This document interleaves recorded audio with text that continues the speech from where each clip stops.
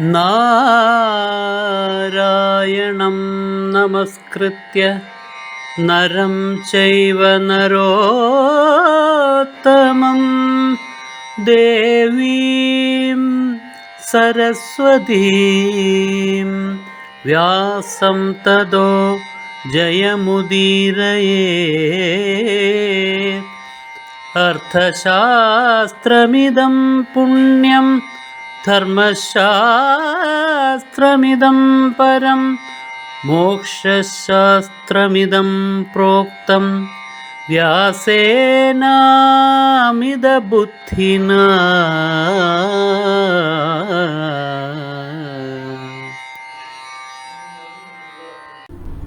രജോ ഗുണം ഏറെ നിൽക്കുന്നു ദുര്യോധനനില് എന്ന് മാത്രമല്ല ദംഭവും ദർപ്പവും ഒക്കെ ആവശ്യത്തിലേറെയുണ്ട്. അപ്പോഴേക്കും പരുഷത അതിന്റെ പൂർണ്ണതയിലെത്തും. അതെല്ലാം അവിടെ ആ വാക്കുകളിൽ പ്രകടമാവുകയായിരുന്നു. ഓരോ വാക്കും ദ്രോണന്റെ ഹൃദയത്തില് കൂരമ്പായിട്ട് തറഞ്ഞ് കയറുകയായിരുന്നു. കഴിഞ്ഞ ദിവസം ദുര്യോധനന്റെ വാക്കുകളാണ് നാം കേട്ടുകൊണ്ടിരുന്നത്. ഇനി ഏതാനും കാര്യങ്ങൾ കൂടി ദുര്യോധനന്റെ ആ പാരുഷ്യ പ്രകടനത്തിൽ നിന്നിട്ട് നമുക്ക് നോക്കാനായിട്ടുണ്ട്. ദുര്യോധനൻ ദ്രോണനോട് പറഞ്ഞു, അല്ലയോ ആചാര്യ, ഭീഷ്മൻ തൊട്ട് ഇന്നോളം നമ്മുടെ വീരന്മാർ എത്ര പേരാണ് മരിച്ചു വീണത്, ക്രൂരമായി കൊല ചെയ്യപ്പെട്ടത് അങ്ങ് ഓർക്കുന്നില്ലേ? ഇതിനെല്ലാം പ്രതിവിധി ചെയ്യേണ്ടത് ദ്രോണരായിരുന്നു എന്നർത്ഥം. ദ്രോണന്റെ കഴിവുകേട് കൊണ്ടാണ് ഇതെല്ലാം സംഭവിച്ചത് എന്നർത്ഥം. കുറ്റം മുഴുവൻ ദ്രോണന്റെ പുറത്ത് ചാരിക്കൊണ്ട് ദ്രോണനെ ദുര്യോധനൻ പല പ്രകാരത്തില് വാക്കുകളാൽ അതിക്രമിക്കുകയായിരുന്നു. ദ്രോണനോട് പറഞ്ഞു, ഇനി നമ്മുടെ സൈന്യത്തിന് യാതൊരു പ്രകാരത്തിലും രക്ഷപ്പെടുവാനുള്ള അവസരം ഇല്ല എന്ന് എനിക്ക് തോന്നുന്നു. ആര് കൗരവപക്ഷത്തെ വിജയത്തിലേക്ക് നയിക്കും? ഏതൊക്കെ സുഹൃത്തുക്കളാണോ സാമ്രാജ്യം നമുക്ക് നേടിത്തരുന്നതിന് വേണ്ടിയിട്ട് ആത്മാർത്ഥതയോടുകൂടിയിട്ട് മുൻനിരയിൽ നിന്ന് പോരാടിയത്, അവരെല്ലാം കൊല്ലപ്പെട്ടു. ഇനി ആർക്ക് എന്നെ വിജയത്തിൽ എത്തിക്കാൻ കഴിയും? എനിക്ക് വേണ്ടി അവരെല്ലാം മരിച്ചു. അവരോടുള്ളതായ പ്രത്യുപകാരം ഞാൻ എങ്ങനെ വീട്ടും? അത് വീട്ടാൻ സാധിച്ചില്ല എങ്കിൽ ഞാൻ കൃതഘ്നനുമായി പോകും. 100 അശ്വമേധയാഗങ്ങൾ ചെയ്താൽ പോലും അവരോടുള്ളതായ ആ കടപ്പാടിന് തുല്യമാവുകയില്ല. പക്ഷെ ഈ സാഹചര്യത്തിൽ ഒരു അശ്വമേധം പോലും ചെയ്യാൻ പറ്റുകയില്ലല്ലോ. ആകെ ചെയ്യാൻ സാധിക്കുന്നത്, അല്ലെങ്കിൽ അതിനുവേണ്ടി പരിശ്രമിക്കാവുന്നത്, ഞാൻ മുന്നിട്ടിറങ്ങി പാണ്ഡവപക്ഷത്തെ ആക്രമിക്കുക എന്നുള്ളത് തന്നെ. സത്യന്തേ പ്രതിജാനാമി സർവശസ്ത്രഭൃതാം വര.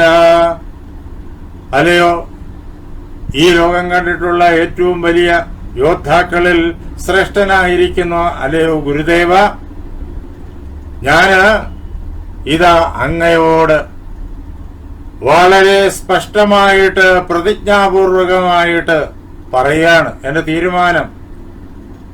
അതിന് എനിക്ക് ബലമായിട്ട് എന്തൊക്കെയുണ്ട്? ഞാൻ ചെയ്തിട്ടുള്ള സത്കർമ്മങ്ങൾ, നാടിനും നാട്ടാർക്കും വേണ്ടിയിട്ട് ഞാൻ കിണറുകൾ കുഴിക്കുകയും കുളങ്ങൾ നിർമ്മിക്കുകയും പാലങ്ങൾ പണിയുകയും അതേപോലെ തന്നെ തണൽ മരങ്ങൾ നടുകയും റോഡുകൾ ഉണ്ടാക്കുകയും ക്ഷേത്രങ്ങൾ നിർമ്മിക്കുകയും ഒക്കെ ചെയ്തിട്ടുണ്ട്.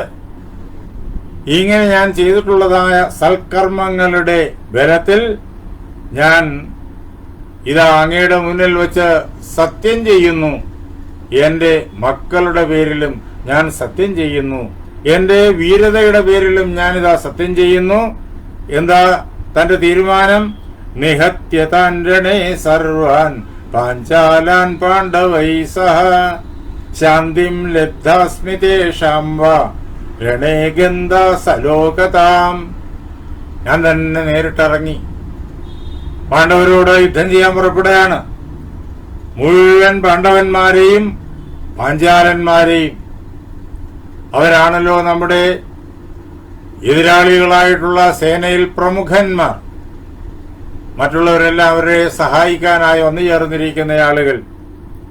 അങ്ങനെ ഈ പാണ്ഡവന്മാരെ പാഞ്ചാലന്മാരോടൊപ്പം ഞാൻ സമ്പൂർണമായും യുദ്ധത്തില് എന്റെ പരാക്രമം കൊണ്ട് ഞാൻ സംഹരിക്കും.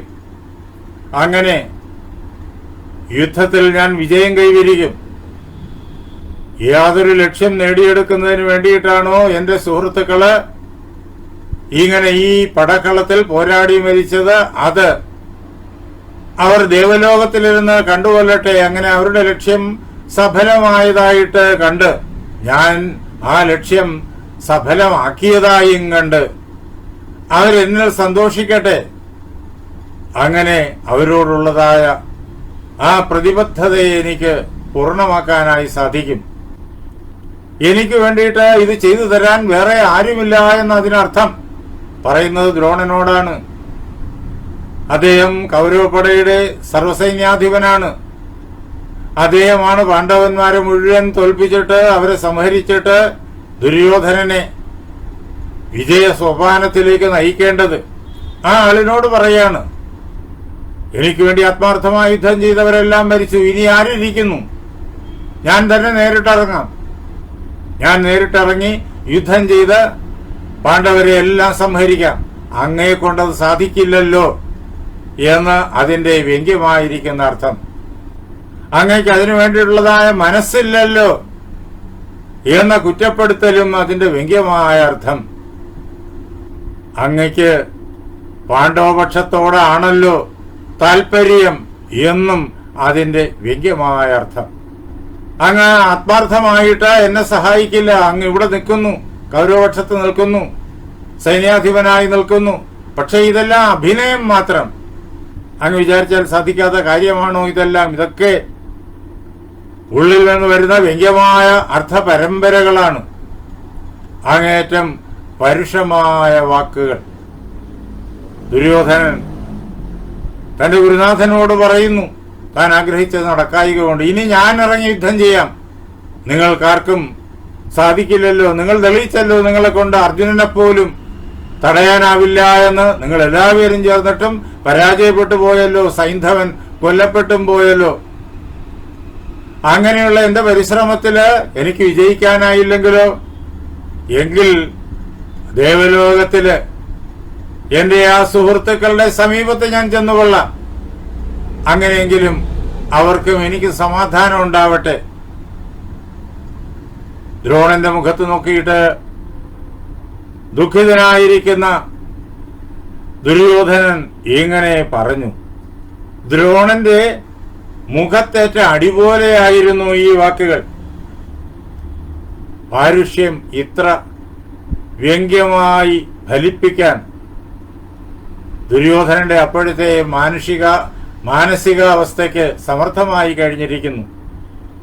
അത് നമുക്ക് നിബന്ധിച്ചു തന്ന വ്യാസഭഗവാന്റെ വാക്കുകളിലും ഭാഷയിലും ചിന്തയിലും ഉള്ളതായ സാമർഥ്യവും നമുക്ക് ഇതിൽ നിന്നിട്ട് കാണുവാനായി സാധിക്കും. ഇപ്പോൾ യഥാർത്ഥത്തില് എന്റെ ശ്രേയസ് ആഗ്രഹിക്കുന്നവരായിട്ട് നമ്മുടെ പക്ഷത്ത് തന്നെ ആരുണ്ട് ചോദിക്കാണ്. നഹീദാനീം സഹായാമേ പരീപ്സന്ധ്യനുപസ്കൃതാഹ. എന്റെ സഹായികളായിട്ട് ഇപ്പോൾ ഈ പക്ഷത്ത് പാണ്ഡവരുടെ അസ്ത്രങ്ങളേറ്റു മരിക്കാതെ അവശേഷിച്ചിട്ടുള്ളതായ സൈന്യങ്ങളിൽ, അതേപോലെ തന്നെ മഹാരഥന്മാരെന്ന് അടിച്ചു നടക്കുന്ന ആളുകളുടെ കൂട്ടത്തിൽ യഥാർത്ഥത്തിൽ ആരുണ്ട് ആത്മാർത്ഥമായിട്ട് എന്റെ വിജയം ആഗ്രഹിക്കുന്നവരായിട്ട്? ആരുമില്ലെന്നർത്ഥം. അങ്ങും അങ്ങനെ ആഗ്രഹിക്കുന്നില്ല എന്നർത്ഥം. എന്റെ വിജയം ആഗ്രഹിച്ച ആളുകൾ ഇപ്പോഴിതാ എന്നെ സഹായിക്കുന്ന കാര്യത്തില് ഉത്സാഹം കുറഞ്ഞവരായി തീർന്നിരിക്കുന്നു. ഇല്ലെങ്കിൽ ഇന്നലെയും ഇങ്ങനെ സംഭവിക്കില്ലായിരുന്നല്ലോ. എന്താ ഉത്സാഹം കുറയാനുള്ള കാരണം? അവർക്കാർക്കും സുരക്ഷയില്ല. സുരക്ഷിതത്വം അവർക്ക് നൽകാൻ കടപ്പെട്ടയാൾ അങ്ങാണ്, സർവ്വസൈന്യാധിപൻ, അങ്ങയ്ക്കത് നൽകാൻ കഴിയുന്നില്ല. സുരക്ഷിതത്വം സിന്ധു രാജാവായിരിക്കുന്ന ജയദ്രഥന് ദ്രോണൻ വാക്കുകൊടുത്തതാണ്. അതിനെയാണ് ഇവിടെ സൂചിപ്പിച്ചിരിക്കുന്നത്. എന്നിട്ട് സുരക്ഷിതത്വം സൈന്ധവന് നൽകാനായി സാധിച്ചോ? ഇല്ലല്ലോ. അതിനുള്ള കുത്തുവാക്കാണ് ഇവിടെ. അതുകൊണ്ട് എന്റെ കൂടെ എനിക്ക് വേണ്ടിയിട്ട് യുദ്ധം ചെയ്യാൻ വന്നവരെല്ലാം ഇപ്പോൾ നിരുത്സാഹരായി ചമഞ്ഞിരിക്കുന്നു.